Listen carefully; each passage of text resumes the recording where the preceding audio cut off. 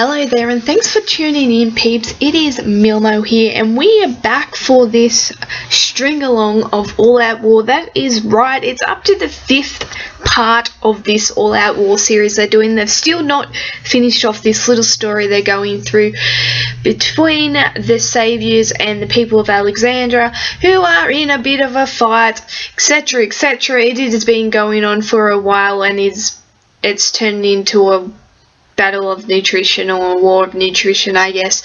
Not particularly getting any great prizes at the moment in regards to characters or anything.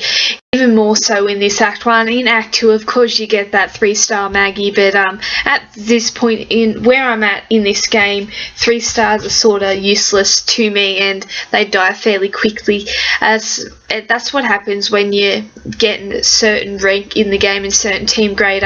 Those sort of characters just die way too quickly and ain't really that useful for you. But in saying that, for newer regions, they will be absolutely great. 3 stars very valuable earlier on in the game when you're first starting out. When you're in a well-established region with well-established players with great roster ranges and things like that, 3 stars become expendable in a way, and they're very limited in regards to people using them. Every character, basically, these people are using a 4 or 5 stars. So in regards to characters, not particularly handed out any great ones in these later stages, but they are giving you elite tokens, elite character tokens, which is a bonus because that gives you a chance to not only a 4-star but also a 5-star. So you're getting a chance from you're either going to get a rare or better, so you're getting a 3-star or better character, which at the very least can go in your supply depot. So, you can't really complain too much in regards to, having that chance there. Yeah, you're not getting, absolutely great prizes. Could they be better? Maybe, but if you're going to string something along for 5 parts, I doubt you're going to be wanting to be giving out 4-star characters, even every single one and things like that. So elite token isn't really that bad if you think about it, because it's still giving you a chance. Now just for this one, I'm pretty much using a similar team as I was for All Out War number 4, and that is led by Ezekiel there, and then I've got Aaron backing him up, Krista backing him up again, and I've just brought in Tyrese and also Wendy. So just pretty much the same team, using those, mainly setting up for Zombies team with Ezekiel's leader skill, the plus 24 crit for all melees and also medium booster drop rates. So pretty much just setting this team up for Zombies, and then because in these early stages they're not particularly a high team grade, but they are high enough that they can smash through these peoples in these early stages, which is really nice, and I'll probably use them for Act 2 as well, and they should go alright. Of course, I got through the All Out War number 4 fairly comfortably in that Act 2 with even the lower team grade of the B++, so I'm imagining this one will be pretty simple. And the same here. We've got little Carl here, it looks like, as the ally in his little muscle singlet, or is that what you can call it?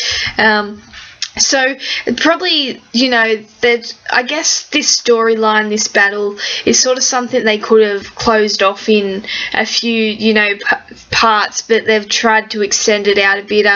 You can't really complain too much. Well, you can, but you can't. They're going to do what they want or feels better for the game. So if they're willing to string out this storyline and I guess make it a bit more detailed and emotive in a way, then I'm okay with that. It's just by stringing it out like this, they're just allowing you to pick up little bonus items and elite tokens and things like that, which may lead to something good. So anything in this game that you can get without having to spend money is always a great bonus. So you can't really complain. I wouldn't say not to do these, even if you're really high up and you don't even want that 3-star Maggie. Regardless of how high you are and how useless you feel these stages are in regards to prizes, it's always nice to get stuff for nothing. It's always nice to get these bonuses without having to spend money. So just take advantage of that. And like I said, at the very least, you actually are getting supply points from the character. So, if you're wanting to save up for those 5 stars, you want those big 5 stars, and getting them supply points that you also get bonus supply points on other stages is also great at building. Even though they're not particularly huge amounts, every little bit counts towards that 5 star, and that's how you build them up. You know, you just get the hundreds or the 30s, and you just keep going and keep building them up. You can get 5 stars on extreme sale for the 38,500. So you know, every little bit counts to get you closer to that, and that's also less things you're going to have to sell to get that supply depot things in regards to weapons and 4-star characters, and that if you're selling off these 3 stars. So like I always say when people said they're pointless to do, you know, at the very least, yeah, you're getting a 3-star, but you also get an elite token. If people pull 5 stars from elite tokens, you get 5 stars from elite tokens. So if your end game is to get those 5 stars,